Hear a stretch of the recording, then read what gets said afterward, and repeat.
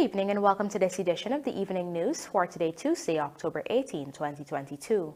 I am Jemima Holmes. Thank you for tuning in. Now let's take a look at some of the lead stories tonight.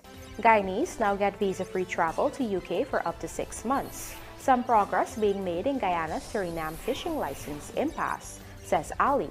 Transparency, security assured as election COI public hearings to begin soon. RESOLV software launched to provide real-time traffic updates. And digitalization of over 100 soil maps, a SOILCARE project launched. Now for the news in detail.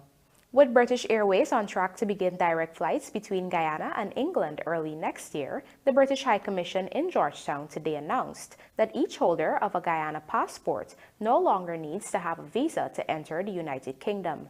Gerald Bryan reports. The decision to remove visitor visa restrictions for travel to the United Kingdom was announced on Tuesday during a press conference hosted by the British High Commission. President Dr. Irfan Ali, who was present at the event, described the decision as a demonstration of British confidence in Guyana. And while he urged Guyanese to take up the visa-free opportunity for travel, which takes effect from November the 9th, he urged them to be conscientious. What the UK government has done for us today is demonstrated confidence in us as a people and as a country.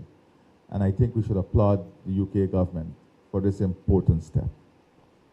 Demonstrating that confidence for us as a country and as a people would go no small way in pushing others, because the UK is part of the developed world.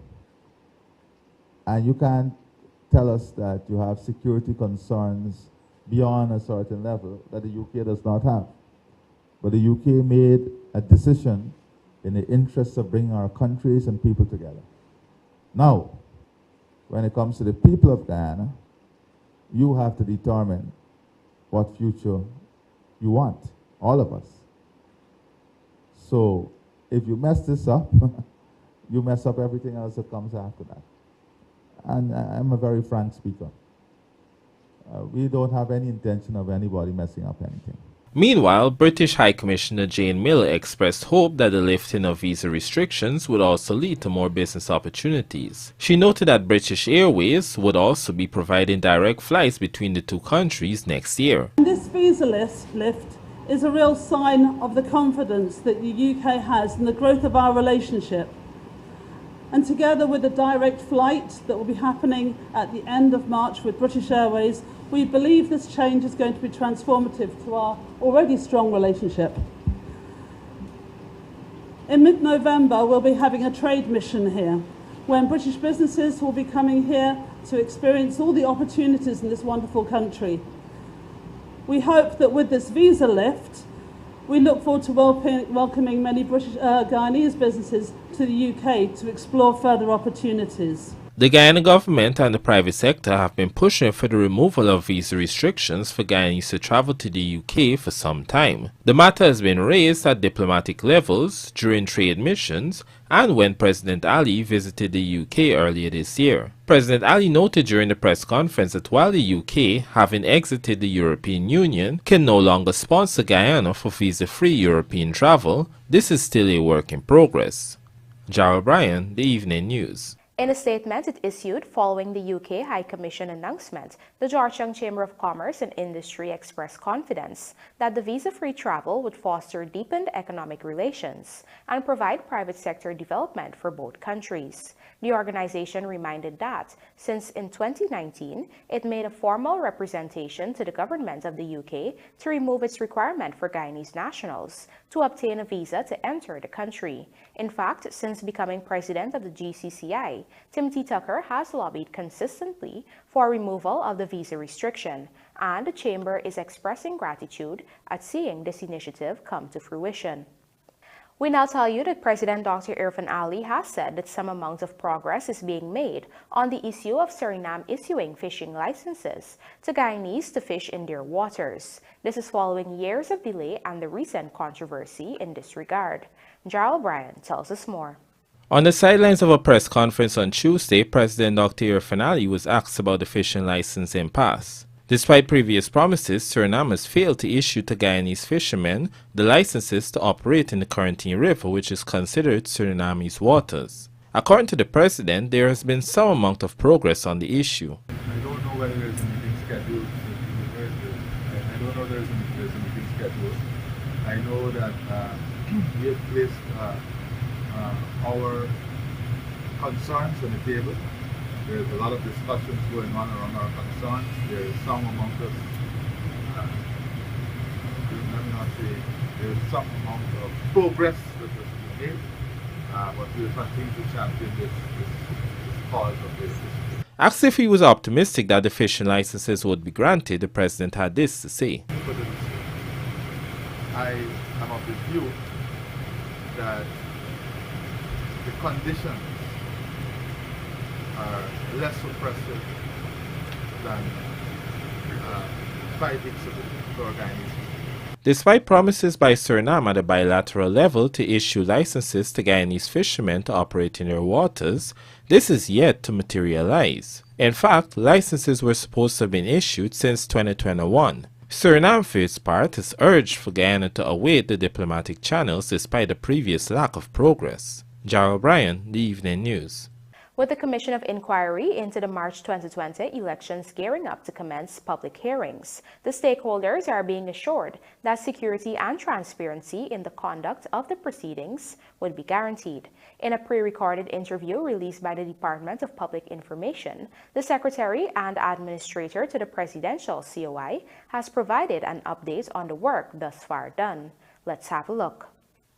Administrator to the Presidential Elections Commission of Inquiry, Ronald Hercules, revealed that works are almost complete on the building identified to accommodate the public hearings. We've already identified staff for the commission. We're at 94 Middle Street. We are prepared for all of the witnesses with the advertisement that's been running in the media so that they can come forward and give evidence. The building is almost prepared and we're ready for the inquiry. Secretary to the COI, Javin Shadiq, is encouraging persons to contact the COI if they are desirous of making statements during the public hearings, which are expected to begin next month. 231-9820 and 231-9828, which are phone numbers connected to the Secretariat. Anyone who has any information or is willing to come to the Commission of Inquiry, they could call those numbers, leave their information, and we will get back to you. The Commission of Inquiry itself, it will be in the format of like a court. So the commissioners will be asking questions, there will be attorneys present, and you just basically give your evidence before the commission. This is not a tedious task, and we are hoping that we have persons who willingly come forward to give statements pertaining to what happened during the 2nd of March 2020. He went on to assure that the process will be transparent and secure. There will be security in place. The building is situated. There will be seating for public to come and witness what is happening. We're trying to be as open as possible. Of course, media will be there. And we're hoping that this entire process will be done as quickly as possible. Retired Justice of Appeal Stanley John of Turks and Caicos will serve as chairman of the COI. Former Acting Justice of Appeal in the Eastern Caribbean and former Attorney General and Minister of Information and Broadcasting Godfrey P. Smith and former Acting Chancellor of Guyana's Judiciary Carl Singh are also members of the COI. President Dr. Irfan Ali has made it clear that his government is committed to identifying the individuals responsible in the rigging attempts and pinpointing possible areas of weakness that can be used to guide the required strengthening of Guyana's electoral system. The third quarter of this year, July to September, has turned out to be the most lucrative quarter yet for Guyana's oil earnings, with inflows of over $100 billion going into the Natural Resource Fund. Find out more in this report. According to the Bank of Guyana in its third quarter report for 2022, Guyana earned a total of $102.8 billion. This includes profit oil of $92.1 billion and royalties of $10.6 billion. This increase was attributed by the bank to the additional floating production and storage offloading FPSO vessel, the Liza Unity, being in operation in the Liza Phase 2 of the Stabroek Block. These funds were deposited into the Natural Resource Fund account held at the Federal Reserve Bank of New York. As a result of an additional FPSO being in operation, more lifts were made and hence more profit oil received compared to previous quarters. It was explained that since oil production began in 2019, there have been 16 lifts of profit oil. According to the report, the fund earned $995.7 million in interest income over the quarter compared to the $266 million it had earned in the previous quarter. The fund currently has in place a board as well as the Public Accountability and Oversight Committee and the Investment Committee, which have been appointed by President Dr. Irfan Ali in accordance with the law.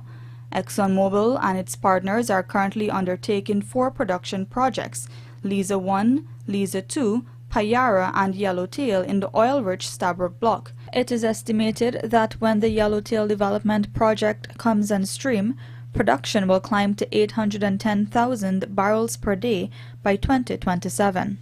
Coming up, UK trade with Guyana increased by 17% in the last 4 quarters and new GPSCCU Board of Directors appointed. Do stay with us. More news ahead.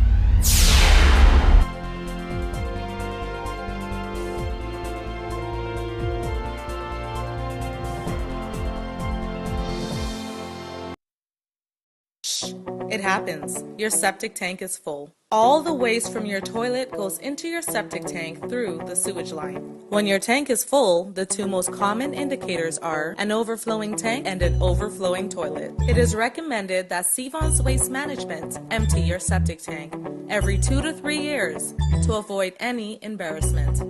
And before you can say, shh, it's gone. Call Sevon's Waste Management today at 218-1455 or 218-1156. Cheryl, girl, you want me? Sorry, I'm interrupting y'all. Marla, I'm here taking the census. Girl, you done got a husband already, huh? Miss, I am a census taker, going door to door so that everyone can be interviewed and counted in the National Census 2022. What is the census though? Well, the Population and Housing Census is a count of the population and all the buildings every 10 years. Getting counted transforms an entire nation. From Region 1 to Region 10. You know what? I believe our village needs a health center. I think it needs some roads too. You see the man boots out there, how it's full of mud, eh? That's why I'm asking Mrs. De Silva a few questions from our questionnaire. We record the answers and then the data is used to help shape the future of the country. Oh, so the 2 y'all not... Oh gosh.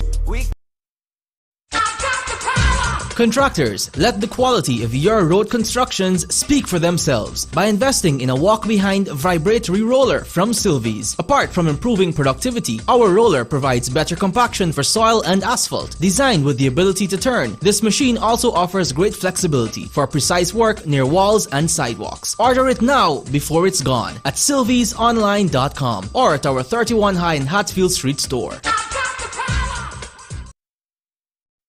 The writers of this program are depending on my ethnic but non-threatening voice to explain things they are too lazy to set up traditionally. Only 2 months into the semester. Marcus, I was watching that. What's the matter with you? Noreen, why you have all these things plugged in, man? You really don't check them bills, you know? You know the cost of electricity?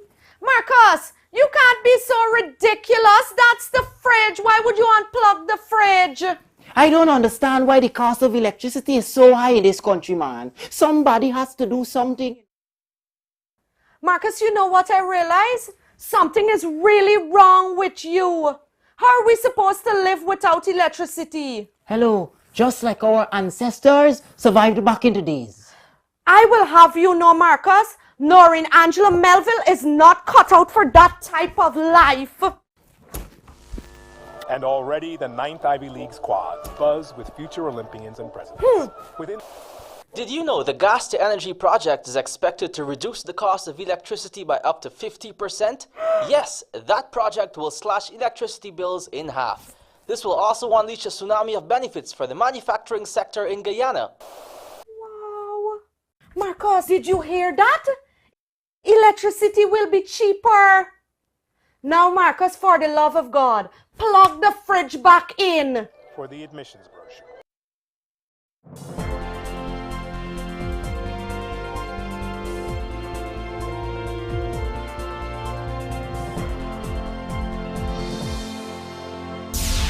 Welcome back. You're watching the Evening News. Guyana's trade with the United Kingdom continues to rise, increasing by over 17% in the last 4 quarters, particularly as an increasing volume of goods from Guyana continues to be exported there.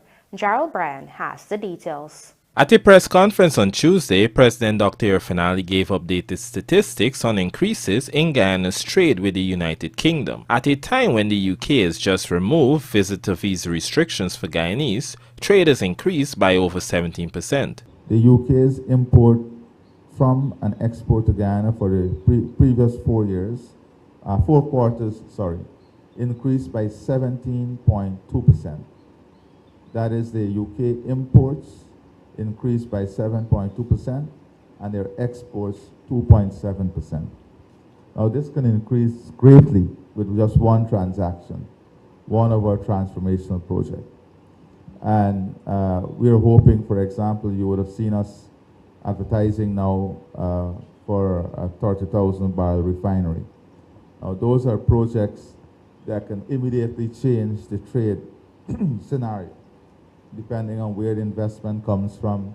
The UK has previously described Guyana as its largest regional trading partner, with £560 million in goods and services traded last year. This represented 21.6% of trade facilitated between the Caribbean region, making Guyana the largest trade partner in the region. There also continues to be an exchange of trade missions between the two countries. A UK trading mission visited Guyana earlier this year, with another one expected next month. During the press conference, President Ali noted the importance of the oil and gas sector in their relations with the UK. When it comes to the oil refinery, he pointed out that even after the facility is built, trade will be needed. Because it's not only the capital cost of building the facility, it is the trade after that. So I would say that the oil and gas sector would definitely be part of that government-to-government relationship. Gerald Bryan, The Evening News. Road users in Guyana will now be updated instantaneously on traffic-related disruptions and important notices with the launch of an artificial intelligence software, RESOLV. Here are the details from Rupa Sinarain.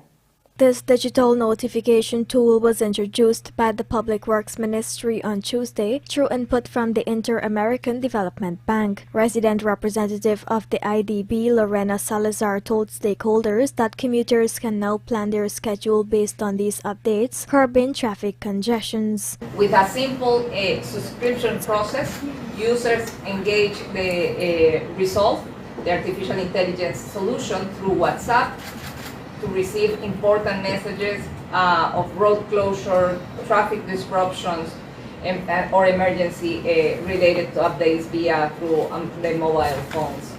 The implementation of the RESOLV tool can lead to reducing traffic congestions, since the information related in real time, and can enable road users to plan ahead. It was noted by Public Works Minister Juan Edghill that as the country undergoes major transformation, so must it be modernized. He said now vehicles can keep moving by being updated with the relevant traffic notifications and road updates. This app and notifications that will come to your phone through WhatsApp and all the rest of it, every Guyanese will be able to get notifications in real time what is happening on the thoroughfare. They'll be able to make adjustments, alternative arrangements, notifications will be able to come at a certain time ahead. Construction will be taking place in this particular corridor. If there's a diversion that is being created to allow for the flow of traffic, the notification will indicate to you when you reach Jumbo Bridge, turn this way, you go to that way, you come back out. It will tell you how to keep moving. Rupa Sinarayan, The Evening News. Persons can subscribe for updates by messaging Subscribe Me directly to the RESOLV WhatsApp number at +1 786 244 6125. Local authorities will soon embark on the digitalization of over 100 soil maps following the launch of the SOILCARE project on Sunday in observance of World Food Day. Our Berbice correspondent Andrew Carmichael tells us more. During an event at Albion Region 6 in observance of World Food Day, Agriculture Minister Zulfikar Mustafa announced the launch of SOILCARE project, which focuses on restoring and promoting sustainable use of terrestrial ecosystems, sustainable management of forest, combating deforestation, and halting and reversing land degradation and halting biodiversity loss. The Caribbean for Integrated Small Island Landscape Development Restoration States has been implemented to support initiatives of land degradation neutrality. Mustafa noted that soil and water are essential in the food system. He said an estimated 95% of the food is directly or indirectly produced on soil. Therefore, I am happy to include this project launch with our World Food Day program and celebration here today. I noted that many benefits of the projects and commit the National Agriculture Research and Extension Institute of the Ministry of Agriculture as a key implementing partner of this SOILCARE project. I want to thank the FAO, the Guyana Lands and Surveys Commission, and the Partnership Initiative for Sustainable Management for working with us on this important initiative. The importance of soil is linked with appropriately managing the soil and aid policymakers in arriving at developmental decisions. Over the years, we have seen increasing demand for user-friendly soil information. According to the Agriculture Minister, over the last 7 years, NARI has been only able to digitalize 38% of soil maps. This project will provide an open access national soil information system. It will expedite the digitalization of the remaining 101 soil maps and at the same time enhance technical skills on the soil laboratory. Meanwhile, Chief Executive Officer of the Guyana Lands and Survey Commission, Enrique Mortiz, says SOILCARE also aligns with Guyana's Low Carbon Development Strategy, LCDS 2030, where government has prioritized environmental protection, restoration and enhancement measures and has pledged to give special attention to reducing land degradation. For the Evening News, Andrew Carmichael. Uncertainty is looming at the Guyana Public Service Cooperative Credit Union over the holding of a special general meeting that High Court Judge Navindra Singh ordered to be held no later than Monday, October 24. More in this Luana McAllister report. The imminent special general meeting is expected to see the election of a new executive. In a ruling handed down last month in an application filed by 3 members of the GPSCCU, a notice given informing of the demand for the meeting, which has been previously set for June, had been lawfully issued. The notice for holding the meeting was recently issued in the daily newspapers by the chairperson of the Credit Union's Committee of Management, Karen Van Slotman Corbin. However, with a week away, there has been no information concerning plans for the holding of the SGM. During a press conference on Monday, Team Trevor Ben's member attorney at law Christopher Thompson said that the GPSCCU membership of over 20,000 has been kept in the dark about several things that are pertinent to the staging of the SGM. As such, a group of concerned members of the GPSCCU penned a letter to the credit union's chairwoman requesting details about the plans for the SGM. The letter requested details of the plans and arrangements being put in place pursuant to the judge's ruling, among other things. Despite 2 failed attempts last week, they were able to serve the letter dated October 14th on Monday. I am the person who made the second attempt. Patrick Mentor is my name. On Saturday, there was a special meeting called by the chair. And at that meeting, in the initial stages of the meeting, I sought to deliver the letter which came from the concerned members, the applicants, and the chair refused to accept the letter. I made another attempt this morning, and I was successful in that the letter was delivered. It was signed for with the expectation that it would be delivered upstairs. According to GPSCCU, failure to adhere to the order of a court will result in contempt of court proceedings being initiated against the current Committee of Management. Lawanda McAllister, The Evening News. The new members of the Board of Directors of the Guyana Sugar Corporation, GPSCCU, have met with Agriculture Minister Zulfikar Mustafa following Cabinet's no objection to their appointment. These new members are Mr. Madan Lal Ramraj, Mr. Jairam Pitam, Mr. Mohammed Rafiq, Mr. Roy Hanuman Singh, Ms. Shalisa Shaw, Mr. Tarachan Balgobin, Ms. Shamira Evans, Mr. Desmond Sears, Mr. Vishnu Pandey, Mr. Paul Chiang, Mr. Ramnarayan Rupan, and Mr. Aslim Singh. During a brief meeting, Minister Mustafa told the new board members that the revitalization and modernization of Guyana's sugar industry remain of utmost importance to the government and people of Guyana, while reminding them of the difficulties faced when several estates were closed by the APNU AFC administration. Mr. Mustafa said government remains steadfast in its efforts to restore the sector and that it was the responsibility of the board to implement the policies of the government as those relate to the development of the industry. And now for a look at the bridge reports. The Damarara Harbour Bridge is scheduled to be closed on Wednesday, October 19th at 13 hours 10 for a period of 1.5 hours. Meanwhile, the Barbies River Bridge is scheduled to be closed on Wednesday, October 19th at 12 hours 45 for a period of 1.5 hours.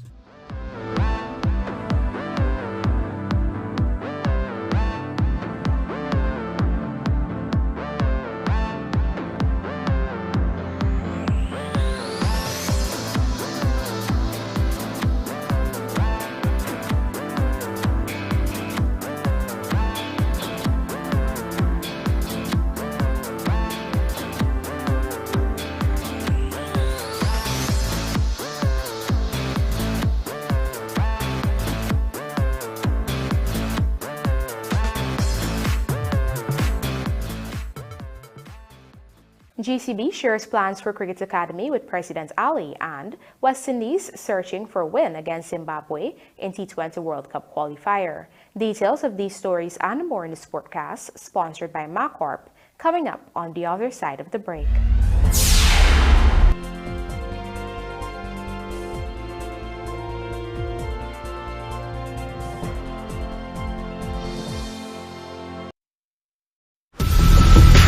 Supervet safety tips to help fight COVID-19. Practice regular washing of hands with soap and water or alcohol-based solution. Remember to always wear your mask whenever in public areas to prevent the spread of COVID-19. Clean and disinfect high-touch surfaces daily with soap and water or detergent. Practice physical distancing by staying at least 6 feet away from others. Supervet cares about you. Let's help keep each other safe.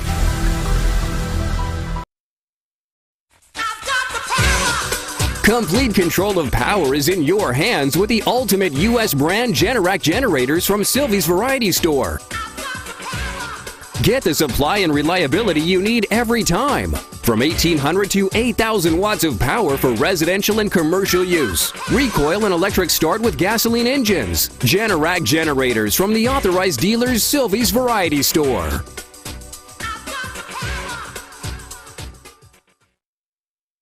Looking to bring your dream home to reality? Or simply taking on a home improvement project?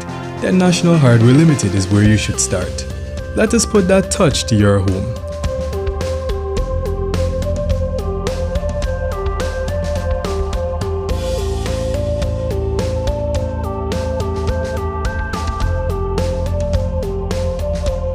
Choose from over 1,000 Berger Paint original hues for any surface.